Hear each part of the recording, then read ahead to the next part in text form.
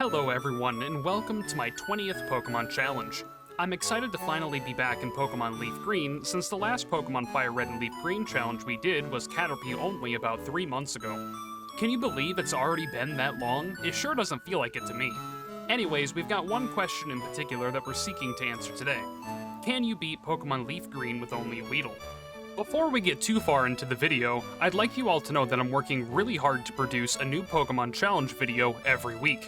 So if you like this content, please consider liking and subscribing, as it would really mean a lot to me and it would help grow the channel. Anyways, let's quickly cover the rules so we can begin. Rule number 1, no glitches, hacks, or cheats. I do, however, use speed up, otherwise these videos would take far longer to produce and I'd rather produce them quickly. Rule number 2, I can only use one Pokemon in battle. However, because I am not cheating, I do need to use HM Pokemon for travel purposes only. And lastly, rule number 3, no items in battle. This doesn't include held items, as I use Everstones during some runs, and so other held items are also allowed if necessary. With all of that out of the way, let's begin. The first goal on our journey is to actually acquire our Weedle. I'll explain while all this resetting nonsense goes on in the background. It took actual hours to finally get the nature that I needed. Ugh. This might be a lot, so bear with me. We first need to cover how Weedle is different from Caterpie. I'll be honest, there isn't much difference. They share the same abilities, and the only way we can actually fight opponents is through the use of Struggle, which in itself is a struggle to set up. Where Caterpie and Weedle differ is in their stats, and surprisingly, Weedle has a slightly better stat growth in both attack and speed, meaning that perhaps we can actually get further in this challenge than we did with Caterpie. I decided to get an Adamant Nature Weedle since I'm not too worried about speed, and we did eventually acquire our target, Nature, after hours of resetting. Immediately after getting our new friend, Blue challenges us to our first rival battle. This fight is very simple, our only option is to trade Poison Sting and Scratch until we win. What I did not expect is that we would only win by such a narrow margin, really only coming out on top because we poisoned Charmander with Poison Sting. The very next thing that we need to do after our first rival battle is to prepare for our second rival battle. Rival battle number 2 is optional, but I like being thorough. Anyways, what we're doing is quite simple, even if tedious. We first buy some Pokeballs so that we don't miss any potential shinies, and then we prepare to knock out 252 Mankey for attack EVs, as well as collectively 252 Rattata and Spearow for speed EVs. Now that we're done EV training, we can take 5 steps up to where Blue has been watching us train for the past who knows how many hours. He knows he doesn't stand a chance, but his pride just won't let him walk away. Blue leads with his Pidgey, who we hit with Poison Sting and failed to knock out. Yes, you heard that right, we're a level 25, fully attack and speed EV trained Adamant Natured Weedle, attacking with a stab move and still not one-shotting a level 9 Pidgey. That is the true horror of what we're working with.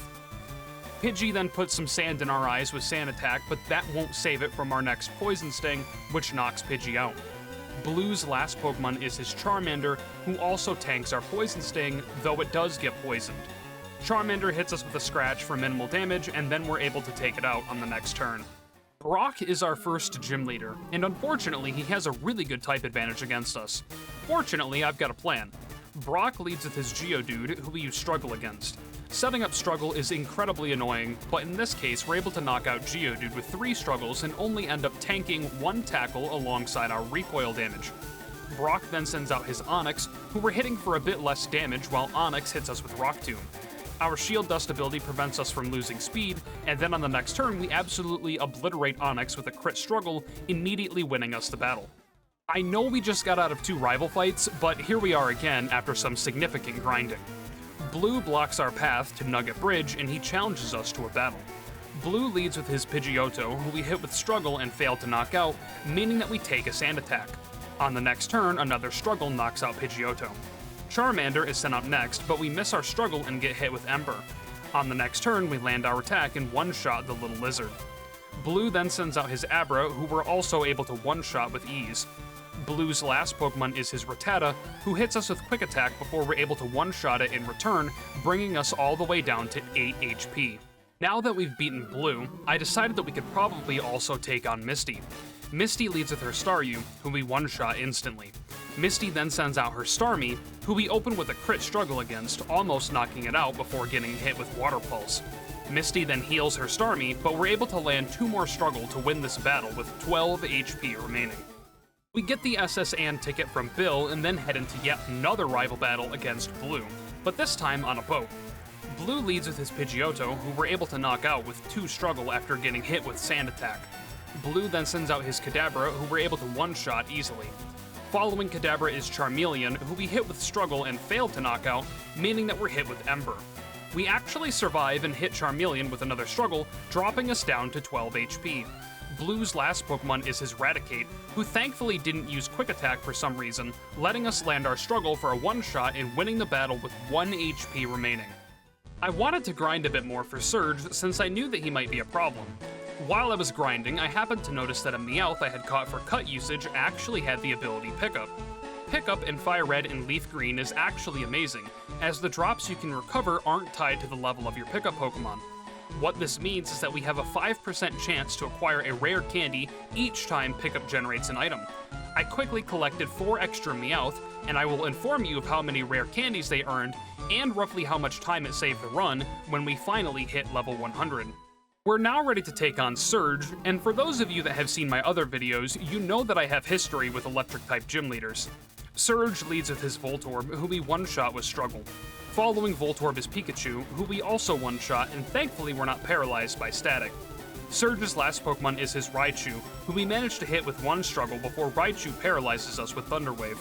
On the next turn, we're slower due to the Paralyze, meaning that Raichu can hit us with Shockwave before we can attack. Thankfully, we don't suffer from paralysis and we're able to knock out Raichu with another struggle. This next section of the game is very hard. We can fight Giovanni, Erica, or Blue, and all of them are difficult fights during this challenge. We had to grind for a long time. Starting with Giovanni, he leads with his Onix, who we hit with struggle for about half of its health before it hits us back with a crit bind. I didn't even know that bind could crit. Anyways, 2 more struggles take down Onix. Up next is Rhyhorn, who we knock out with 2 struggles after Rhyhorn uses Tail Whip against us. Giovanni's last Pokemon is his Kangaskhan, who we hit with struggle 3 times before tanking 2 bites, winning the battle with 12 HP remaining. Since we're in the area, I decided that our next battle would be against Erica. Erica leads with her Victory Bell, who we hit with struggle for half of its health before it uses Stun Spore against us. On the next turn, we're hit with Acid, but then we're able to finish off the Victory Bell with another struggle. Tangela is sent out next, who uses Ingreen while we're paralyzed. Tangela then uses Constrict, but we get a crit struggle, knocking it out. Erica's last Pokemon is her Vileplume, who uses Giga Drain against us before we strike back with a struggle for half of its health.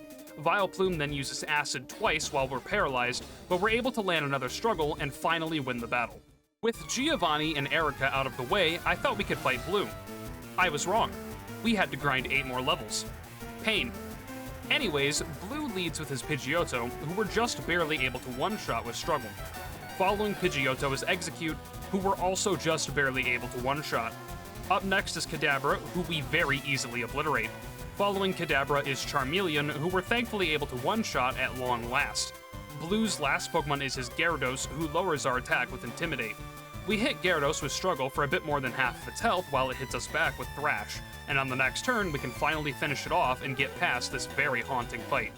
I said earlier that I'd let you guys know exactly how many extra rare candies came from my posse of Meowth when we had enough to hit level 100, and after a bit of very necessary grinding for Koga, specifically to deal with his muck, I finally have the answer for how many extra rare candies we got from our Meowth. We obtained 18 rare candies in total from our Meowths, which effectively tripled what we originally had access to, since we could only get 9 other rare candies at this stage in the game. Now that our grinding is finished for the rest of the run, we can take on Koga. Koga leads with his first Coughing, who we instantly one-shot with struggle. Up next is Muck, the reason for our super grinding. We almost one-shot Muck with our first struggle but fall short, meaning that Muck can use Minimize and then Koga can heal it up. We again strike with struggle and Koga again heals up Muck. Finally, we're able to land 2 struggle and take down this pile of sludge. Koga's next Pokemon is his second Coughing, who falls just like the first. Koga's last Pokemon is his Weezing, who only takes half health damage from our first struggle before hitting us with Smokescreen. On the next turn, though, we're able to finally get past Koga with 1 more blow from struggle. After beating Koga, I typically like to fight Blaine, since Blaine is really more of an RNG situation. Will Blaine miss Fire Blast, or will he hit it? Blaine leads with his Growlithe, who we one-shot with ease. Following Growlithe is Ponyta, who we're also able to take down easily. Blaine's next Pokemon is his Rapidash, who we're normally not able to one-shot, but we get lucky with a crit this time. Blaine's last Pokemon is his Arcanine, and this is where we need to get our dodges in. We strike with Struggle, hoping for a Fire Blast miss, and thankfully we get it. On the next turn, we attack once more, and Arcanine misses yet again with Fire Blast. We're hoping for just enough damage with this next Struggle, but we fall short, and Arcanine misses its third Fire Blast. Blaine then heals up his Arcanine sadly, meaning that we're back at where we started. Thankfully, our second Struggle is a crit, and we're able to move on without testing the RNG any further. Our next fight is another rival fight. I don't really know why Blue didn't fight Giovanni himself during a hostile takeover situation. That's pretty sus. Anyways, Blue leads with his Pidgeot, who we're unable to take down with our first Struggle, meaning that we're hit with Wing Attack. No big deal, we simply attack again on the next turn and knock out the Pidgeot. Up next is Execute, who we crack open easily. Blue then sends out his Alakazam, but since he's been spending more time at the library than the gym, we knock him out easily. Blue's next Pokemon is his Charizard, the true threat here, who we're not able to knock out with our first Struggle. Charizard then uses its one chance to attack us to use Scary Face, so we put the poor, stupid thing out of commission on the next turn. Blue's last Pokemon is his Gyarados, who lowers our attack with Intimidate. We strike Gyarados with a Struggle, but we do less damage now, so we don't one-shot, meaning that we're hit with Dragon Rage. Not a huge deal since Dragon Rage is bad, and we finish off the Gyarados on the next turn. It's time to do what Blue didn't, kicking Giovanni out of the building. Giovanni leads with his Nidorino, who we're able to crush immediately. Up next is Rhyhorn, a bit of a tankier Pokemon, meaning that after tanking our first Struggle, we're hit with Stomp. Nothing a second Struggle can't fix though. Giovanni's next Pokemon is his Kangaskhan, who also tanks our first Struggle and then retaliates with a Mega Punch. On the next turn, one more Struggle takes down Kangaskhan. Giovanni's last Pokemon is his Nidoqueen, who we strike with Struggle, to which it uses Tail Whip of all things. One more turn later, and we've completely destroyed Team Rocket. How dare Sabrina make me do her job? Now I'm gonna take her badge from her since she made me clean up this whole Team Rocket mess. Sabrina leads with her Kadabra, who we knock out instantly. Up next is Mr. Mime, who can't even react to the blistering speed of my Weedle. Sabrina then sends out her ace, Alakazam, to stop us, but not even the 5,000 IQ Pokemon can stop us. Sabrina's last Pokemon is her Venomoth, which we beat so hard with Struggle that it turns to dust. Oh, great! Here's Giovanni again. Wonderful. Giovanni leads with his first Rhyhorn, but there's a trick to this fight. The trick for this battle is not getting hit by Scary Face too much, so we had to reset for this one Scary Face miss from the first Rhyhorn. 2 Struggles knocks Rhyhorn out, and then the second Rhyhorn is sent out. Once again, we're hoping for a Scary Face miss, but we end up getting hit with only one Scary Face, and then getting a crit on the next turn. Dugtrio is sent out next, who outspeeds us since we were hit by Scary Face, hitting us with Earthquake before we one-shot it with Struggle. Giovanni then sends out his Nidoqueen, and this is why we couldn't take too many Scary Faces. We're able to outspeed before Nidoqueen can use Earthquake, letting us knock it out on the second turn with enough health left to fight Nidoking, Giovanni's last Pokemon. We still outspeed, thankfully, hitting for huge damage before we're hit with Earthquake. Thankfully, we have enough health to where we can knock out Nidoking without knocking ourselves out, winning our last gym badge. Alright, this is where the run technically fails. Don't worry, we're still beating the game with only Weedle, but Rule 3, the rule about not using items in battle, is being broken from this point forward. Despite our adamant nature and fully EV-trained attack stat, it is impossible for us to beat Blue during the 7th fight or any fight going forward without the use of trainer items. This run you're seeing right now is a perfect scenario where we were able to get all the way to Charizard and get a crit on Charizard without getting hit once. Sadly, we're just not strong enough to surpass Caterpie even with the slightly better stats. We sulk over to the Celadon department store to load up on X items and the sort, getting a large stockpile of merch using the money we've earned by defeating every other trainer in the game, and from funds procured by selling Meowth-obtained goods before returning to our battle against Blue. Okay, now we're gonna give this fight another try. Blue leads with his Pidgeot, who we easily knock out with a crit. Blue then sends out his Alakazam, and surprisingly we get another crit knockout here too. Up next is a Pokemon we're really looking for, Rhyhorn. All Rhyhorn can really do is use Takedown against us for minimal damage while we use 4 X attacks and then absolutely crush Rhyhorn when we're ready. Charizard is sent out next, who is especially dunked on after being such an impossible roadblock. Blue's next Pokemon is his Gyarados, who despite lowering our attack with Intimidate, still gets bodied by our struggle. Blue's last Pokemon is his Execute, who we scramble up with ease. Moving into the Elite Four, our first challenge is Lorelei. Lorelei leads with her Dugong, who we use 1 Dire Hit, 5 X attacks, and 3 Hyper Potions on while Dugong tries desperately to stop us. Is using that many items overkill? Absolutely. I'm still just peeved that I have to use them in the first place. Anyways, we then one-shot the Dugong.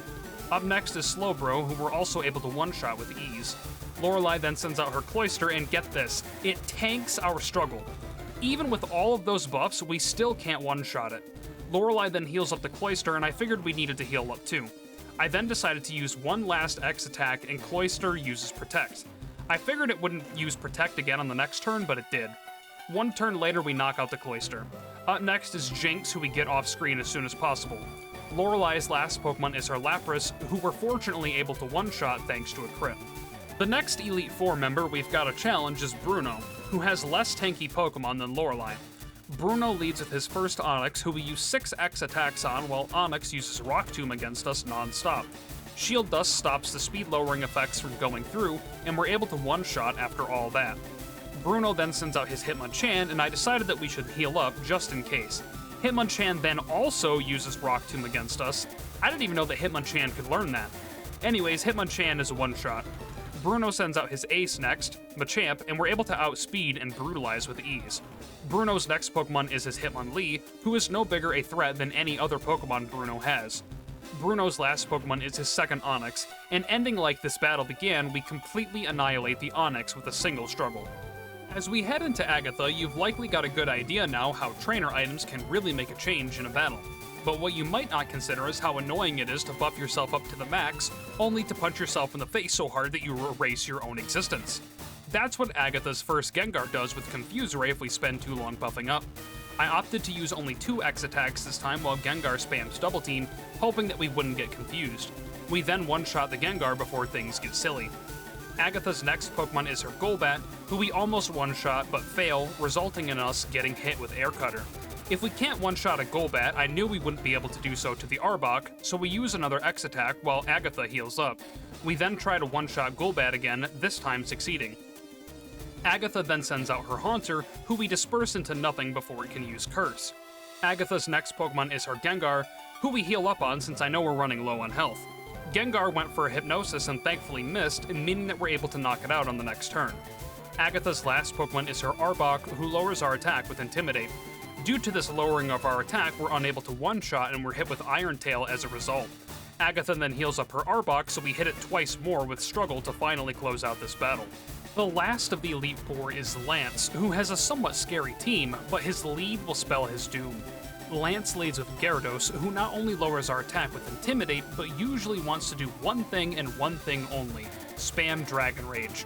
We're mindful of our health, healing up a few times while we set up 1 Dire Hit and 8 X attacks to account for the loss of our attack stat at the start, and then we one-shot the Gyarados.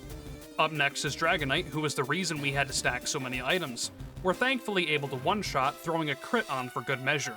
Lance's next Pokemon is his Aerodactyl, who thankfully isn't able to tank our struggle either. Lance's last 2 Pokemon are his 2 Dragonair, both of which fall to a single struggle. As we approach the champion battle, don't be fooled. Just because we're using trainer items doesn't mean this fight is easy. I had to reset several times because Blue is just that strong.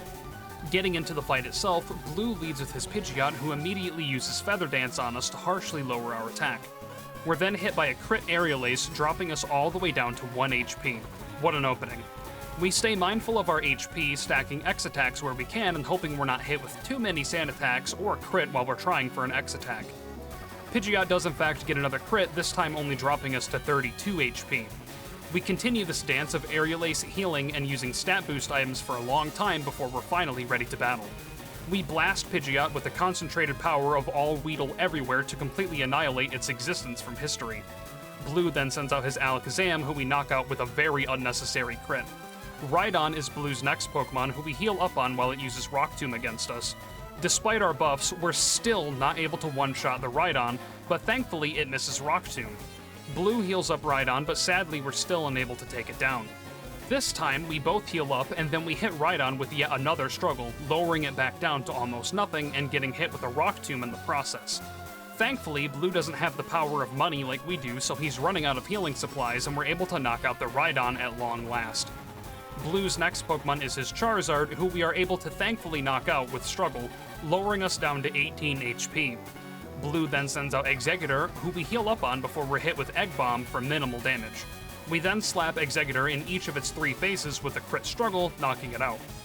Blue's last Pokemon is his Gyarados, who lowers our attack with Intimidate. Despite lowering our attack, we're still perfectly capable of bringing down this last obstacle with one final struggle. I know that this run failed by definition of the rules I stated at the start of this video. However, I still found this run to be not only fun, but also educational for me in particular. I found several path optimizations, and I had a lot more fun in this run than I did in the Caterpie run, though that run was also very fun. I still feel as though we did prove that you can beat Pokemon Leaf Green with only a Weedle, but not without using trainer items, sadly. The final time for this run was 33 hours and 28 minutes, meaning that there is a roughly 42-hour difference between this run and the Caterpie run through Fire Red. I can say with all certainty that the difference was the team of Meowths with Pickup that I had utilized to help save time on grinding. I had no idea that Pickup worked differently in Ruby and Sapphire, Fire Red and Leaf Green, and in Emerald. I will 100% be using this strategy in the future to help reduce grinding, though sadly that does mean less opportunities for shinies like when we got Echo. Before we end things off here, I wanted to let you all know that I stream this run over on Twitch, which I plan on doing weekly. Also, if you liked this video, please feel free to leave a like and subscribe, as it would help me out a lot. I've got new Pokemon challenges coming out weekly, so if you like this video, there are plenty more to come. If you'd like, feel free to leave a comment to let me know how you feel about the video, since I love seeing what you guys think about my content. If you're interested in hanging out, feel free to follow the link below to either my Twitch, my Discord, or my Twitter if Twitter is still around when you're watching this video. This has been Shro, and thank you for watching.